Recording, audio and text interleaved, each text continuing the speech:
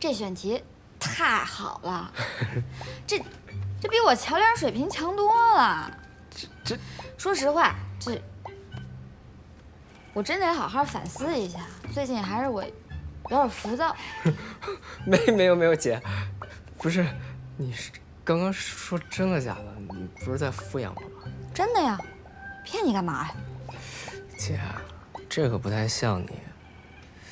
我怎么感觉你有点不真诚？有吗？想多了。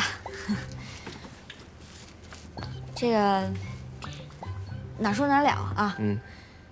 非得鸡蛋里挑骨头的话，就是这个名字“地铁夜归人”，听起来稍微有那么点悲凉，可以换一个更温暖一点的，像柳叶这样的名儿。